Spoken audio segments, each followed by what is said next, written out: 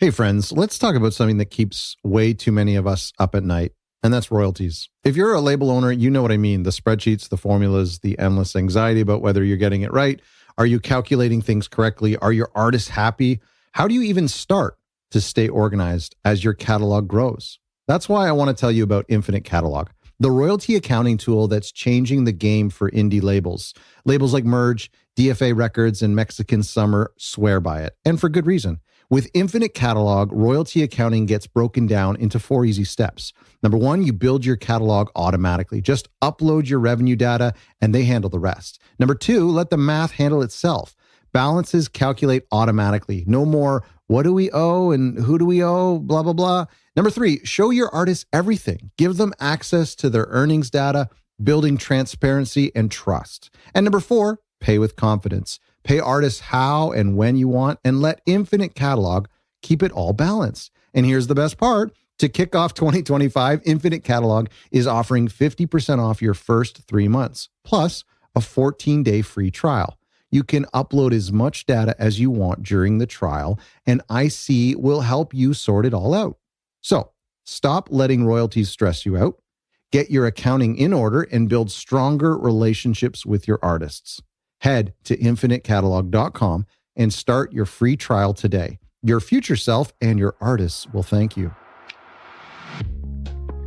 Hello and welcome to a new episode of Other Record Labels. I'm your host, Scott Orr, where we talk about the art and culture of running an independent record label. Today, I want to share with you the 3 truths of multiple revenue streams. We've done an episode in the past about multiple revenue streams, what they are, and why they are important. And lately, I've been doing a lot of clarity calls with folks from various stages of running or soon to be starting a record label. And this topic comes up a lot, and it's more and more relevant as the traditional revenue generating model seems less and less reliable. Traditional revenue are things like selling records, digital download income, even streaming income. Perhaps sync licensing can be traditional, or selling merch and gigs, etc. All of these income streams have not only become more competitive and harder to get flowing, but the average revenue for these sources have come down over the years too. It makes sense, right? Sync licensing used to be for a small batch of dedicated composers, or like the simple act of just repurposing a song that already exists on an album into a commercial or a TV show. Today, it's like every bedroom artist can quickly put a track together on demand. And you pair that with like the vast amount of music that's just out there on a daily basis, and therefore sync prices have come down. The demand has somewhat stayed the same, but more supply means lower cost. My point is this: one of the key things that I've been teaching labels on these clarity calls is the need to start thinking about more revenue sources than just the traditional, and how some of the labels in our community that are operating full-time or have become self-sustainable are labels that have uncovered some unique revenue stream for themselves. And I'll share some really cool examples at the end of this episode. But this is a big but, it's not easy. It's not easy. So that's what I want to uncover today. I want to clearly speak to the 3 main truths about multiple revenue streams. We know what they are, right? And I'll just really quickly explain it because we've done an episode on the past. But I mean, revenue is like the income, the money that your business, your record label makes. So the idea that multiple sources of revenue or multiple revenue streams, think of it this way: a larger body of water, like a lake or an ocean, is fed from some medium-sized rivers, some big rivers, some really tiny rivers, some brooks, some streams. So that's the concept, right? Is that multiple revenue streams, multiple ways that your business makes money, more than just one revenue stream. So that's what we're going to talk about.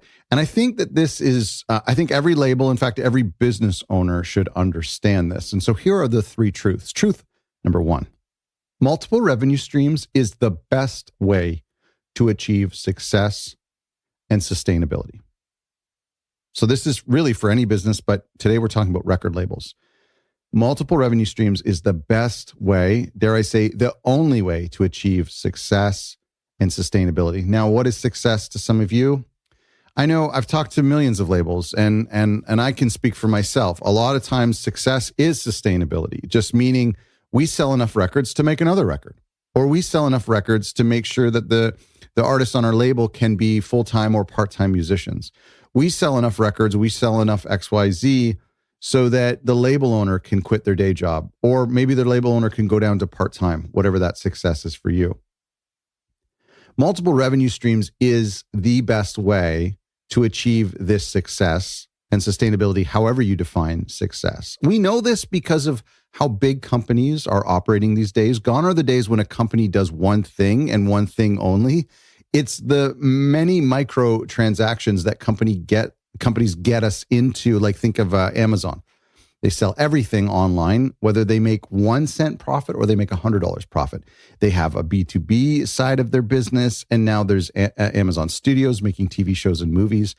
The point is that we look at the companies in any sector that we interact with on a monthly basis, and we can see the many diverse ways they try to milk their customers, memberships, advertisements, in-app purchases, premium upgrades, experiences. For you guys, for small creative businesses, for us, I think that multiple revenue stream strategies is the most achievable way to be sustainable, to be successful. Why? Because if I asked any one person to make $100,000 per year by doing one thing, that'd be really difficult, somewhat insurmountable, at least just psychologically, mentally insurmountable, and not really inspiring. It's kind of like trying to lose 50 pounds. Like, can you go ahead and lose 50 pounds? Like, well, that sounds like a lot of work. Can you lose 1 pound this week? And it's like, oh, I think I could maybe do that. You understand? So if I said to you, can you find 100 ways to make $1,000? Well, that becomes a bit of a game and far more interesting of a task. What about 1,000 ways to make $100? So for record labels to make $50,000 a year in selling records, the traditional way, gosh, that can be really hard for a new label. We've talked about that. I know that it's getting harder. I think it's getting really harder. But what about selling $10,000 worth of music in a year, physical merch through distribution, through in-person sales at shows? What about another $10,000 through streaming and some other digital initiatives? Maybe $10,000 per year in a sync licensing strategy. Yeah, that's maybe three really big syncs and then a bunch of little ones. Maybe you can offer your recording studio to local artists and generate another $10,000 per year. Maybe you have a Patreon that generates $10,000 per year. Okay, this is a very insulting oversimplification. None of these things I just mentioned is easy to achieve. Making $10,000 a year in any of these sources is still very difficult to do for the average especially new record label or independent artist in today's space. I acknowledge that. But the point is, if you opened up my income spreadsheet for my music, there's about 25 columns of revenue sources. Some are massive, like Bandcamp or my digital distributor. Not massive, but you know what I mean, like the biggest ones. And some are like absolutely abysmal. Like that donation button on Spotify that they opened up. Like I opened that up during COVID, and I've had 2 people use it. And I forgot it exists. And I get this PayPal payment, for $20. Or one time I think it was $50. And I couldn't track where it came from. I don't know who it came from. And then I finally figured out it came through this donation button. But I mean, that's a revenue stream. It's not entirely sustainable, but you add it up and it makes sense. Believe me when I say multiple revenue streams is pretty much the only way you can get to financial sustainability, whether that looks like 2 or 3 streams of income, or it's 50 to 100 streams. Let's talk about another aspect of multiple revenue streams, and that's the financial insurance that you get through diversification, through these multiple revenue streams. Back in the winter, the end of 2019, Disney launched Disney Plus, their online streaming service that was meant to compete with Netflix. It was all things Disney, Disney's network, Star Wars, Pixar, National Geographic. It did really well. It cost them like billions to put together in many, many years. But it essentially started that streaming wars as they became one of the first significant competitors to Netflix. But the story is really more interesting than that, and it applies to us. And there's something we can learn from it. Just 3 months after launching Disney Plus, what happened? COVID hit. And Disney was forced to shut down their theme parks, which is unprecedented and just crazy in itself. But even crazier when you add in the fact that movie theaters were closed too, and Disney had been killing it at the movies in the past year. Marvel and Star Wars and their animated films. Their diversification has been the key to their success. They've got B2B training services. They've got licensing, of course, for merch and everything in between. They have TV shows, theme parks, ESPN, a record label, magazines. That's like, I've just mentioned like 6 of probably 60,000 revenue streams they have. But the launch of Disney Plus before COVID gave them a reliable source of income when the theaters and the theme parks had to close. I mean, the theaters and the theme parks, I have no idea, but it's a substantial part of their income. And because of this diversification, they did okay. Like, they somewhat survived because they had just launched this new product. This new product being completely different than in-person events and theme parks and movie theaters, and actually thrived. And this was a case where we saw in-person products tanked while in-home products soared.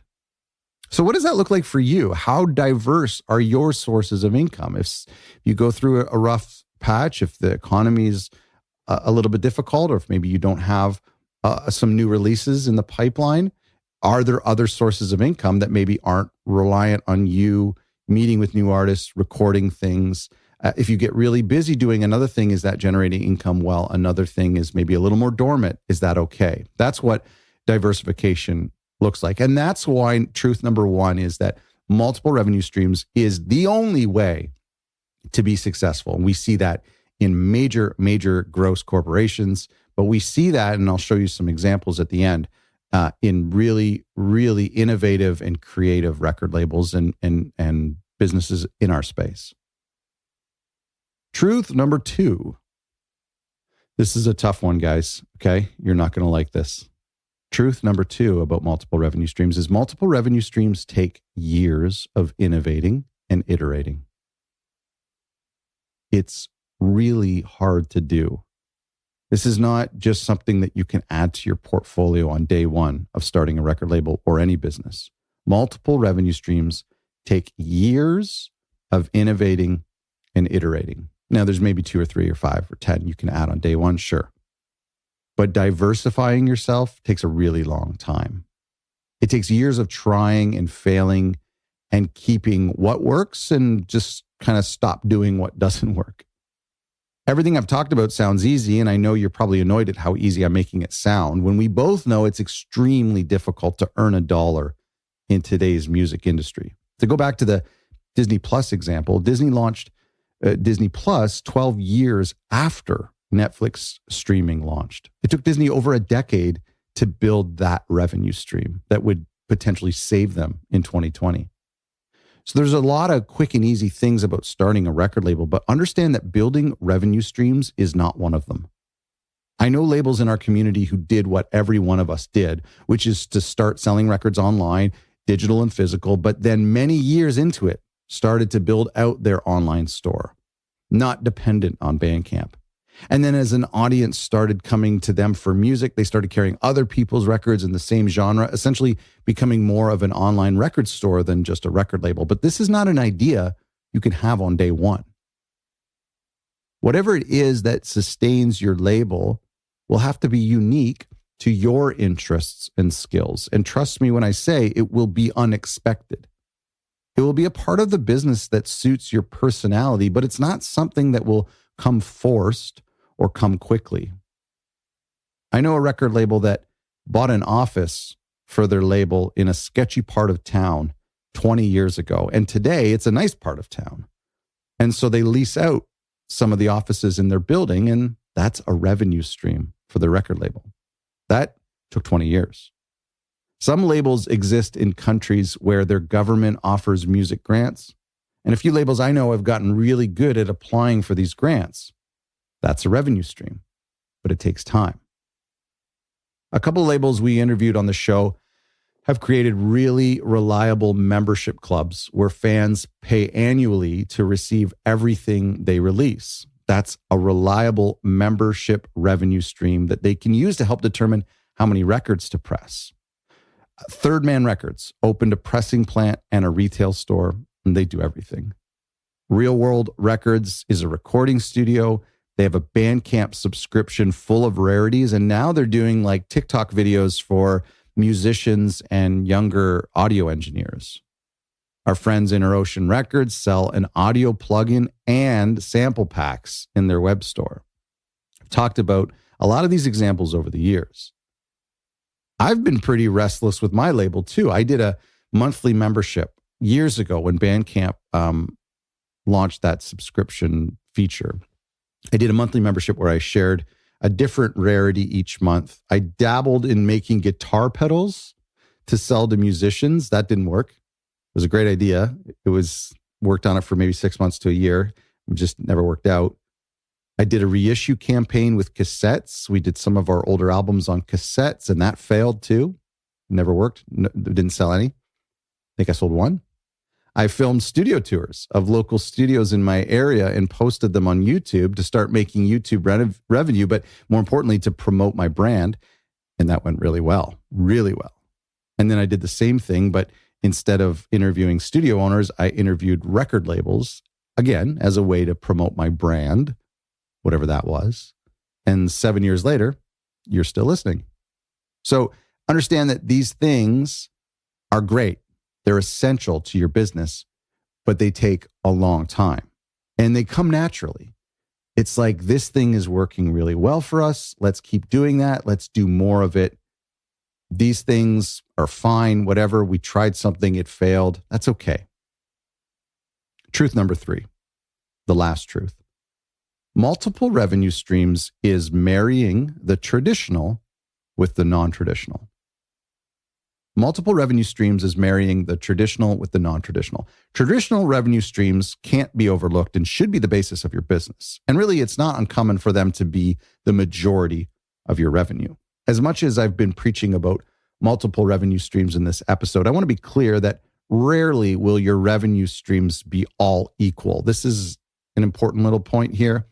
Even though in simplified examples I gave, it likely won't be 5 different streams of 10K each. It will probably be 1 or 2 of 10K or more, maybe 1 or 2 of a few $1,000s each, maybe 3 or 4 revenue streams of a few $100s each, and then probably 7 or 8 that's like, or maybe 20 or 30 revenue streams that are under $100 a year.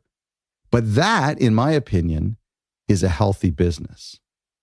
The theory of multiple revenue streams relies on business owners to create and implement non-traditional revenue streams.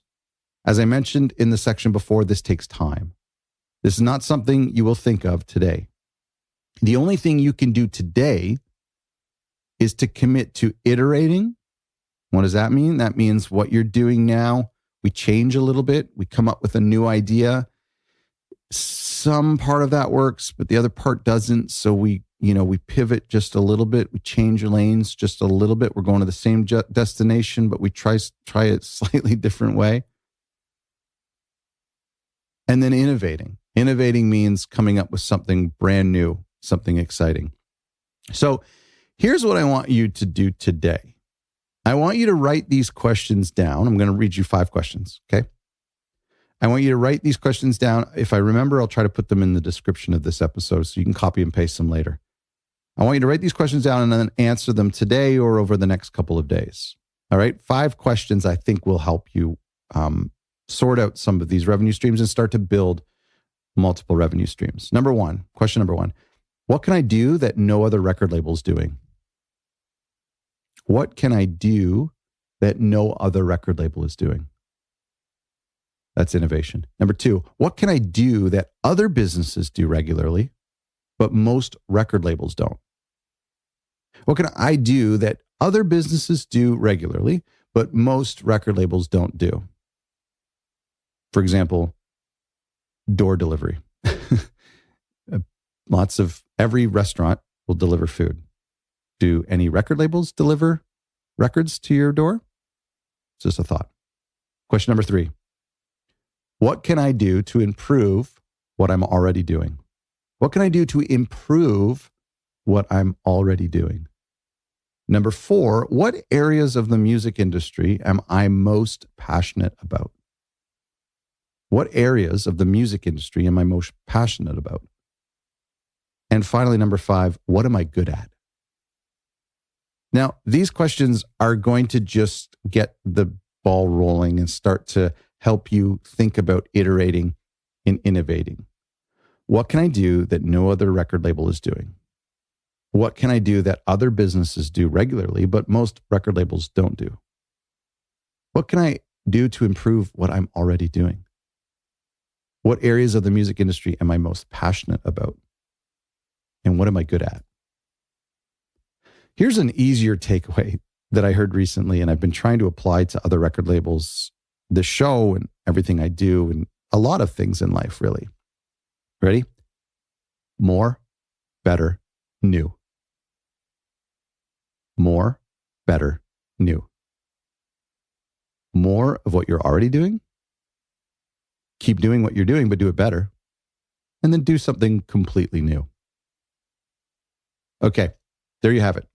The 3 truths of multiple revenue streams. Multiple revenue streams is the best way to achieve success and sustainability. Multiple revenue streams take years of innovating and iterating. And multiple revenue streams is marrying the traditional with the non-traditional. There's a lot there, lots to unpack. And, this is one of those episodes where there's not a lot that you can do today. This is not something that's like, oh, cool, I'm going to pause this and go and implement something and see if it works. This is a long-term episode. This is something about investing in the long term. But it came out of these conversations I have with record labels where they're saying, can I still make money? Like, I want to start a record label, but can I make any money in the music industry? And it's like, well, not easily, and not solely traditionally, but there are ways to do it. And I'm in a position where I've seen a lot of really exciting record labels doing really interesting things. They're doing more of what they already do really well. They're changing what they do to do it even better. And then they're doing something completely new. So go ahead and take those 5 questions that I asked, copy them down into a Google Doc, and just start getting the brainstorming, the blue skies moving. And I hope you found this episode helpful. When you are making tons of revenue, you're going to need someone to help you sort that out and make sure your artists are kept in the loop and make sure your artists are paid. And you're going to need Infinite Catalog to do that. A huge thank you to them for sponsoring today's episode. Go to infinitecatalog.com. The link is in the description to get started managing your record label royalties with Infinite Catalog. Thanks for listening.